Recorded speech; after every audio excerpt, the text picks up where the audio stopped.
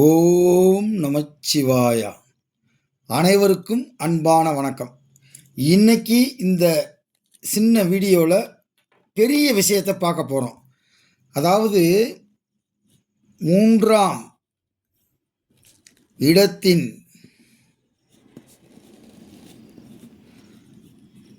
முக்கியத்துவம்.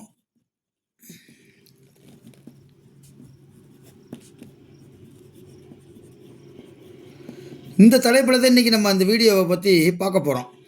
அதாவது ஜாதகத்தில் 12 இடங்கள் இருந்தாலும் ஒவ்வொருத்தரும் ஒவ்வொரு இடத்தினுடைய ஸ்பெஷலிஸ்ட்டாக இருப்பாங்க. 7ஆம் இடத்தினுடைய ஸ்பெஷலிஸ்ட்டாக இருப்பார். அதாவது என்னென்ன திருமணத்தை பற்றி, அவங்க சேர்ந்து வாழ்வதை பற்றி, டைவர்ஸ் ஆவதை பற்றி, குடும்ப வாழ்க்கை, அந்த வாழ்க்கை துணையை பற்றி முழுவதும் தெரிவிக்கக்கூடிய இடம் 7ஆம் இடம். அதோடைய ஸ்பெஷலிஸ்ட்டாக இருப்பார்.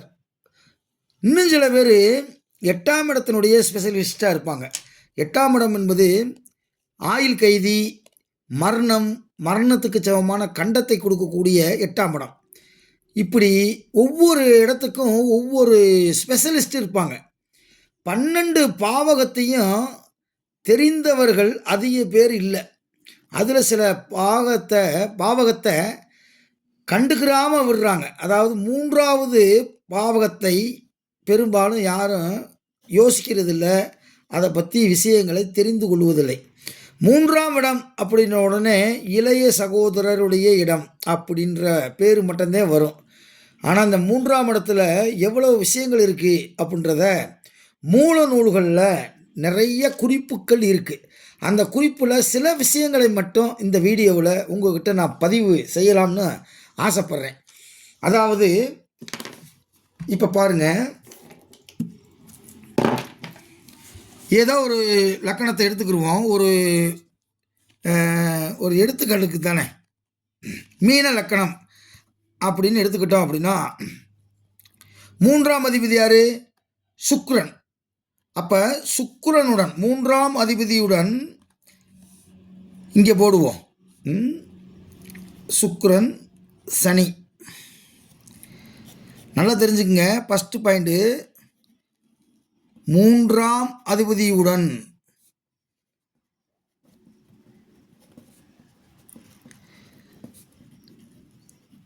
சனி சேர்ந்தால் விஷத்தால் மரணம்.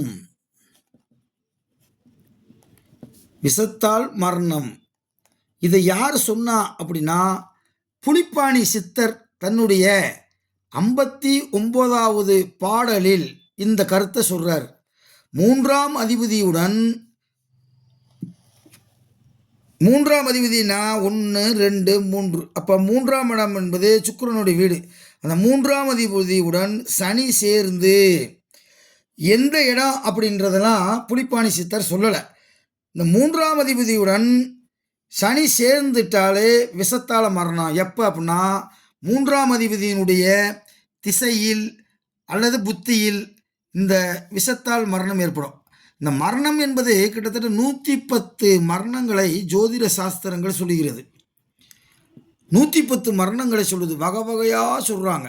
இடி விழுந்து இறப்பது, அருவா வைத்து வெட்டி கொள்வது, தூக்கு போட்டு சாவது, விஷத்தை குடித்து சாவது, விஷத்தை உணவே மருந்து, உணவு விஷமாக மாறி ஃபுட் பாய்சன் ஆகி இறப்பது, இந்த மாதிரி பாம்பு கடித்து இறப்பது, எந்திரங்களில் இறப்பது, மேலே இருந்து கீழே விழுந்து இறப்பது என்று 110 வகையான மரணங்களை சொல்கிறாங்க.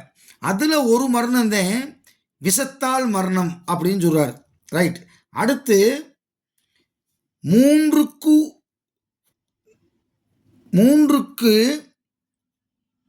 உடையவனுடன்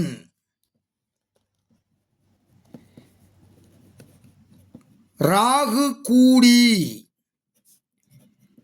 எவ்விடத்தில் இருந்தாலும் தூக்கிட்டு இறப்பார். அப்போ ஒரு ஜாதகம்லாம் பார்க்குறீங்க அப்படின்னா நீங்கள் இதில் கவனம் செலுத்தணும். 3ஆம் இடத்தின் அதிபதி யாரை கூடியிருக்காரு? சனியை கூடியிருக்காரா? சனியை கூடி எந்த இடத்துல இருக்காரு? அந்த சனியை வந்து வேற தீய கிரகம் எதுவும் பார்க்குதா, சனி வாங்கின சாரம் என்ன, 3ஆம் அதிபதி வாங்கின சாரம் என்ன, இந்த மாதிரிலாம் நீங்கள் வந்து ஆழமாக சிந்திக்கணும். அப்போ 3க்குரியவனுடன் ராகு கூடி எவ்விடத்தில் இருந்தாலும் பாசத்தால் உயிரை மாய்த்து கொள்ளுவான். இங்கே கூட போட்டுக்குருவோம் பாசத்தால். இதை யார் சார் சொன்னது, எந்த புத்தகத்தில் இருக்குது சார் அப்படின்னா, இதையும் புலிப்பாணி சித்தர் கூறியிருக்கிறார். அதே பக்கத்தில் தான் இந்த செய்தி இருக்குது. அப்போ 2 விஷயத்தை பார்த்துட்டோம். அடுத்து 3க்குரியவனுடன் தீயவனாய், 3க்கு உரியவன் தீயவனாய்.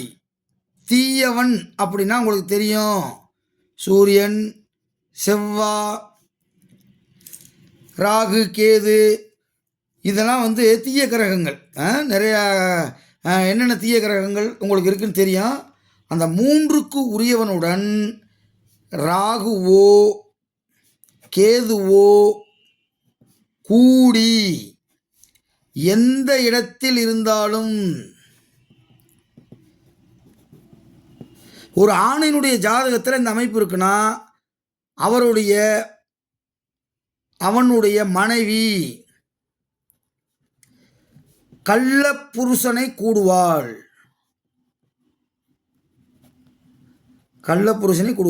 ஒரு பெண்ணுடைய ஜாதகத்தில் இதே மாதிரி அமைப்பு இருக்கு அப்படின்னா அந்த ஆண் வேற ஒரு பெண்ணுடன் தொடர்பில் இருப்பான். இது வந்து புலிப்பாணி சித்தர் எழுதின 96வது பாடலில் இந்த புக்கு இருக்குது. 96வது பாடலில் வரக்கூடிய செய்தி. அப்போ 3ஆம் இடத்தை தீயவனாகி வந்து குரு வீடாகவோ சுக்கிரன் வீடாகவோ வந்தோ இது பொருந்தாது. அப்போ 3ஆம் இடையவன் தீய கிரகமாகி ராகு கேதுவை கூடினாலும் ராகு கேதுவினுடைய சாரத்தை பெற்று எந்த இடத்தில் இருந்தாலும் அவன் யாருடைய ஜாதகத்தில் இருக்கிறதோ அந்த மாற்றுப்பாலினம் ஆண் ஜாதகத்தில் இந்த அமைப்பு இருந்தால் பெண் பிற ஆணுடன் கள்ளத் தொடர்பு வைத்திருப்பாள். ஆணினுடைய ஜாதகத்தில் இருந்தால் பெண் வைத்திருப்பாள். பெண்ணினுடைய ஜாதகத்தில் வந்து இந்த அமைப்பு இருந்துன்னா கணவன் வந்து கள்ளத் தொடர்பு வைத்திருப்பான். அப்படின்றது இந்த ஜாதக அமைப்பு விதி. அடுத்து இந்த 3ஆம் இடத்தை இன்றைக்கி பார்க்க போகிறோம். இந்த 3ஆம் இடம் வந்து சகோதர ஸ்தானம் மட்டும் கிடையாது, வெற்றி, நிலைத்த புகழ். ஒருத்தருக்கு இறந்ததுக்கு பிறகும் நிலைத்த புகழ் இருக்குது அப்படின்னா அதுவும் இந்த 3ஆம் இடம் தான். கர்ணபூசணம், அதுக்கடுத்து பாத்திரம், எல்லாமே 3ஆம் இடம். செவ்வாய் 3ஆம் அதிபதியுடன் சேர்ந்தாலும் பாருங்க, இங்கே பாருங்க, செவ்வாய் 3ஆம் அதிபதியுடன் சேர்ந்தாலும்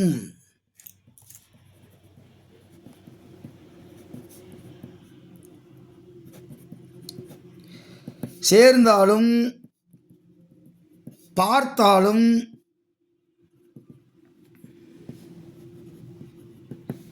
அந்த ஜாதகனுக்கு உடன்பிறப்பு கொஞ்சம் உண்டு, கூட பிறந்த தம்பி உண்டு அல்லது தங்கச்சி உண்டு.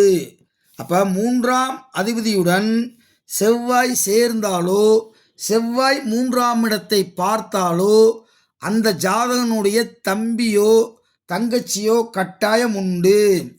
அடுத்து 3ஆம் வீட்டில் செவ்வாய் இருந்தால்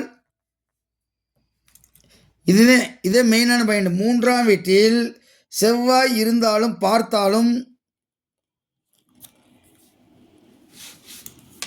அதை சொல்லியாச்சு. 3ஆம் வீடு பெண் ராசி ஆனால், நல்லா கேட்டுங்க, 3ஆம் வீடு பெண் ராசியானால் சகோதரியும், ஆண் ராசியானால் சகோதரனும் உண்டு என்று ஜோதிட களஞ்சியம் என்ற புத்தகத்திலே இந்த செய்தி இருக்கிறது. அப்போ 3ஆம் இடம், அதுக்கடுத்து 3ஆம் அதிபதி, 3ஆம்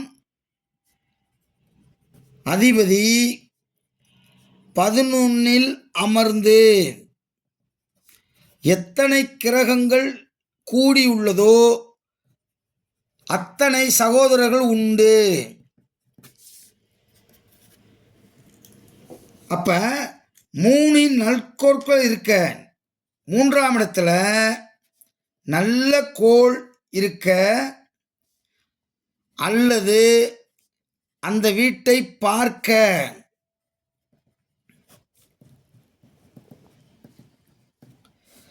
பலம் பெற்றிருக்க, அதாவது 3 பலம் பெற்றிருக்க, உச்ச கிரகங்களாக இருக்க, அந்தந்த கிரகங்களோடு தன் செவியில் நகைகளை அளிப்பார் என்று மேலோர் கூறுகிறார்கள் அப்படின்னு ஒரு கருத்து இருக்கு.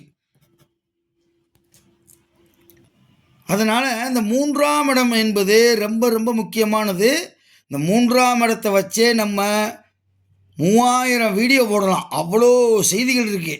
நம்ம அதிகமாக இப்போ ஒரு சின்ன ஒரு விஷயத்தை இந்த வீடியோ பார்த்தோம். அடுத்து 3ஆம் இடத்தை பற்றி நம்ம தொடர்ந்து பார்ப்போம். ஓகேவா? இப்போ ஜோதிடத்தை முறையாக படிக்க வேணும் அப்படின்னு நினைக்கிறவங்க அடிப்படை ஜோதிட வகுப்பு ஆரம்பித்து நடந்து கொண்டு இருக்கிறது. அப்புறம் உயர்நிலை ஜோதிட வகுப்பு நடந்து கொண்டு இருக்கிறது. அப்புறம் 100 கேள்விகளுக்கு எப்படி பதில் கண்டுபிடிப்பது என்ற வகுப்பும் நடந்துக்கிட்டு இருக்கு.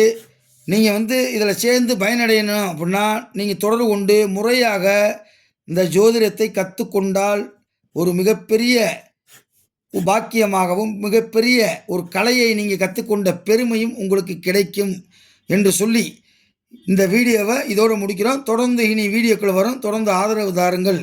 நன்றி, வணக்கம்.